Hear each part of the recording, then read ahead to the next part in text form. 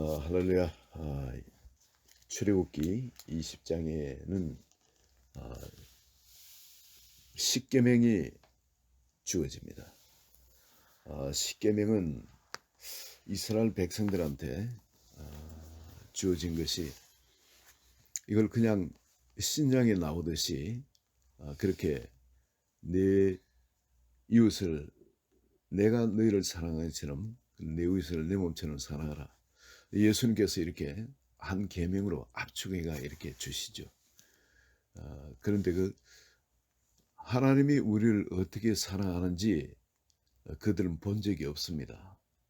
그 잘 깨달아지질 않습니다. 그 사랑은. 그렇기 때문에 그 사랑을 어떻게 해야 되는지 그것을 모르니까 이것을 하나님을 사랑하는 거, 네 가지 계명이 나오죠. 그리고 사람을 사랑하는 거 5가지 계명이 나옵니다. 그런데 1계명, 2계명, 3계명은 하나님에 대한 이야기죠. 근데 4계명 안식일에 대한 이야기입니다. 근데 안식일이 그렇게 중요하게 나옵니다. 그리고 또 하나, 부모에 대한 이야기가 제5계명으로 나옵니다. 그리고 이것이 10가지 계명이 있는데 6제부터 10가지 계명은 사람 사이에 마땅히 해야 될 일을 이야기를 해놓고 있습니다. 그런데 그 5째 계명, 5째 계명은 부모에 대한 이야기가 나옵니다.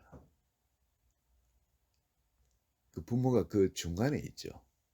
하나님과 사람 사이 중간에 우리 하나님께서는 부모를 두신 겁니다. 부모를 통해서 우리가 하나님의 사랑을 알 수 있도록, 부모님은 우리를 무조건적인 그 사랑으로 사랑하시죠. 거기엔 조건이 있을 수가 없습니다. 근데 그 사랑, 자기의 그 모든 것 아끼지 아니하시고 우리에게 베푸시는 분이 주님, 부모님입니다. 누구를 통해서 하지? 하나님이 부모님을 통해서 하시는 부모님을 통해서 하나님을 알 수 있도록 하나님이 그렇게 배려하셨고, 또한 그 위에 계명으로 안식일의 계명을 주셨습니다. 이 안식일은 사실은 우리를 위한 것이지만은 하나님을 아는 데 있어서 우리가 부모님을 통해서 하나님을 아는 것보다 안식일을 통해서 하나님을 더 추구해야 된다는,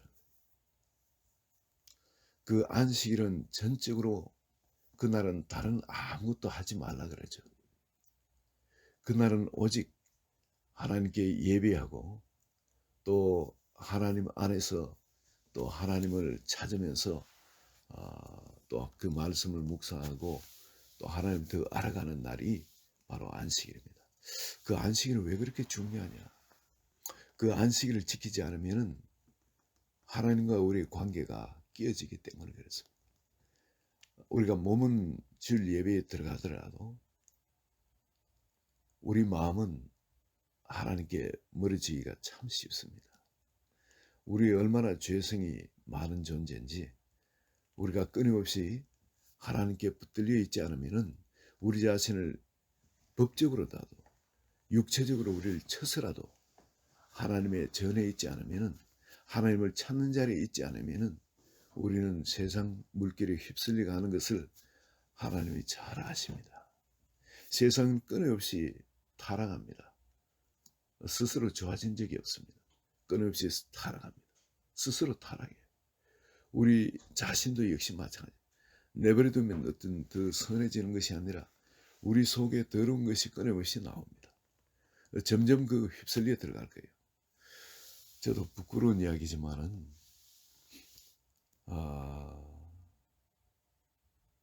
이 자리에 계신 분들 보면 참 그 귀한 분들이에요. 저는 만약에 목회자가 아니었으면 새벽기도를 못했을 것 같아요. 워낙 새벽잠이 많아가지고, 예. 그리고 워낙 또 이런 그 죄성이 강해가지고 이렇게 목회자가 돼가지고 이런 새벽기도를 안 할 수 없으니까 이 새벽 기도를 하게 되는데 바로 이것이 저를 살게 하는 거였습니다. 이 새벽 기도가 있기 때문에 끊임없이 제가 말씀 앞에 있을 수가 있고 또 말씀을 묵상하지 아니할 수 없고 또 말씀을 누구보다도 먼저 지키지 아니할 수가 없고 그러니까 제가 살아나는 것 같아요. 너무 감사한 거죠. 하나님께서 제가 뭐 잘나서 목회자로 삼으신 것이 아니라 저를 살리려고 저를 불쌍히 여기서 저를 살리려고 목회자를 만드신 것입니다. 그리고 그 상위의 계명이 1계명, 2계명, 3계명이 하나님에 관한 것이죠. 하나님은 그 어떤 신도 하나님 외에 다른 신을 두지 말라 하는 것은 하나님보다 더 사랑하는 것이 있어서는 안 된다는 겁니다. 그것이 세상에 있는 어떤 물질이든지 뭐 또 사람이든지 심지어 가족도 마찬가지입니다. 하나님보다 더 사랑하는 데 있어서 우선순위에 있으면은 이미 그건 우리 마음에 우상이 되어진 겁니다. 그 하나님을 참 우리가 경외하되 그 이름조차도 우리는 함부로 불러서는 안 됩니다. 그만큼 우리는 사랑하고 하나님을 사랑하고 경외해야 됩니다. 우리도 여러분 우리 동네에 어릴 때 참 그 욕이 심했어요. 왜 그렇게 욕을 잘하면 그 멋있게 그렇게 생각을 했었습니다. 애들끼리 친구들끼리도. 그런데 그 욕 중에 어떤 욕을 해도 다 장난이에요. 괜찮아요. 근데 참지 못하는 욕이 뭐냐면 부모님에 대한 욕. 그 누군가가 부모님에 대해서 욕을 했다. 그러면 그거는 못 참습니다. 그거는 정말 코피 터지게 싸우는 그런 날이 되죠.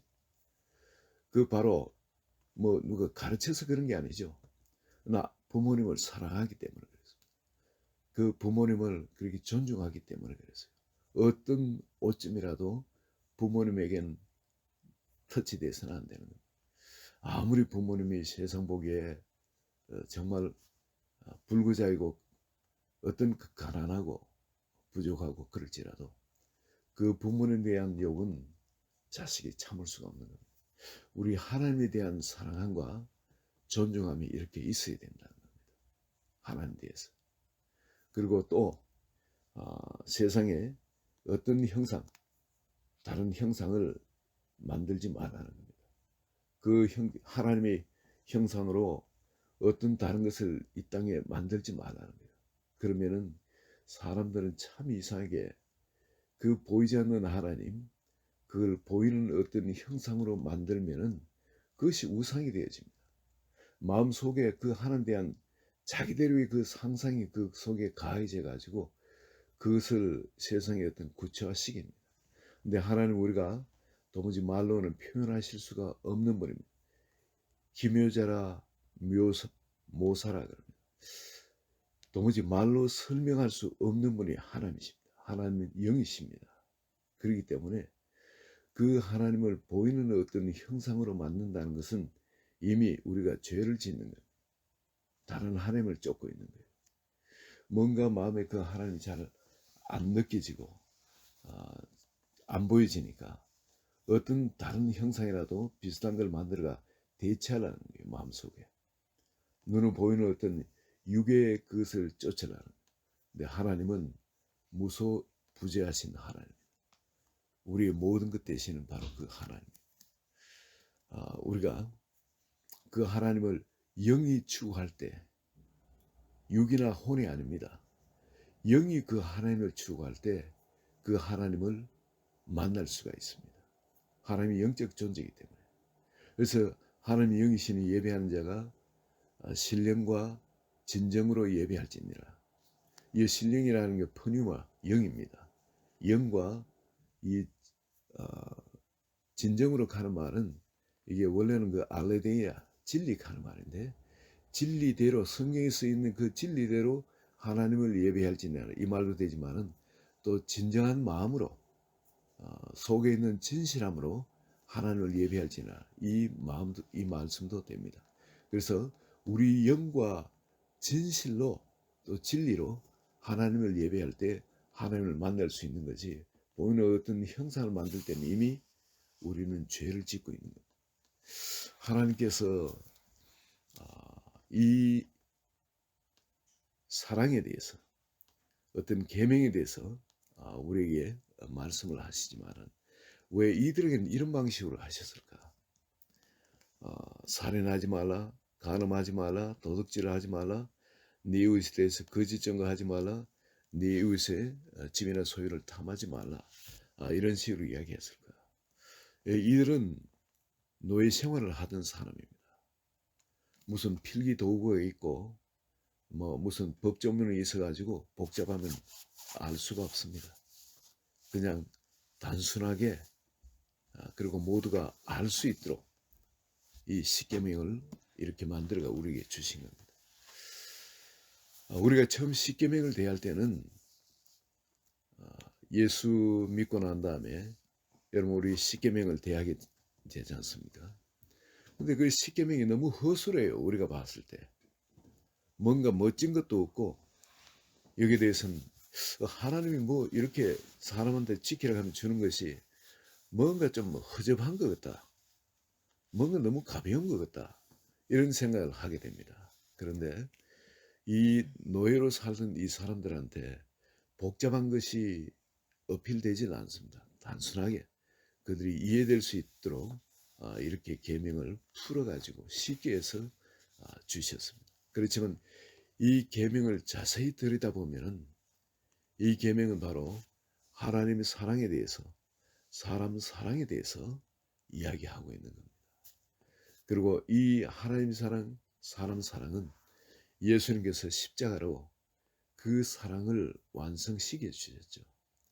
하나님의 그 사랑을 우리 모든 사람한테 그대로 십자가 사랑으로 보여주시고 그리고 사람들이 어떻게 하나님께 나올 수 있는지 모든 죄를 다 씻어주시며 사람에 대한 사랑을 완성시켜 주십니다.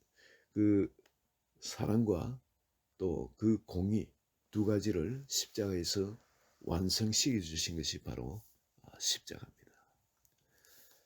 항상 우리 마음에 이 십계명이 우리 마음을 떠나질 않아야 됩니다. 이 십계명이 신약에서 완성된 것이 예수님이 바로 그 계명입니다. 내가 너희를 사랑한 것처럼 바로 십자가의 그 사랑이죠. 내가 너희를 사랑한 것처럼 너희도 네 이웃을 네 몸처럼 사랑할지니라.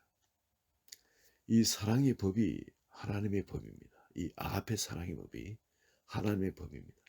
우리가 아무리 참 성도의 삶을 열심히 살고 할지라도 내가 이 아가페 사랑을 모르고 이 아가페 사랑으로 살지 않으면은 우린 바로 하나님 밖에 벗어나 살고 있는 겁니다. 마지막 날에는 우리에게 구원이 있다고 우리가 생각할 수가 없습니다. 우리가 구원받은 성도면은 이 아가페 사랑에 점점 우리는 젖어가게 되어 있습니다. 우리를 통해서는 이 아가페 사랑이 점점 흘러나게 되어 있습니다. 왜냐하면은 주님이 바로 그 아가페 사랑이고 우리가 주님을 묵상할 때 바로 이 말씀을 묵상할 때 바로 그 주님이 모든 면에서 배어 나오기 때문에 그렇습니다. 주님의 그 인격이 향기로서 우리에게 풍겨나기 때문에 그렇습니다. 주님의 그 십자가의 피와 사랑이 이 말씀으로 우리에게 다가오기 때문에 그렇습니다. 오늘 이 아침에 주님께서 우리를 부르신 그 자리, 이 생명의 그 법의 자리가 한 분 한 분 마음속에 새로워지시기를 예수 그리스도 이름으로 축원드립니다. 잠깐 기도합니다. 하나님 아버지, 우리를 그 진리 가운데 불러주시고 우리를 하나님의 사람으로 삼아주신 것을 감사합니다. 바로 이 생명의 법이, 이 사랑의 법이 우리의 전부가 되도록 오늘도 우리를 주장하여 주시고 우리가 묵상할 때 그것이 깊이 각인되게 하여 주소서. 예수 그리스도 이름으로 기도합니다. 아멘.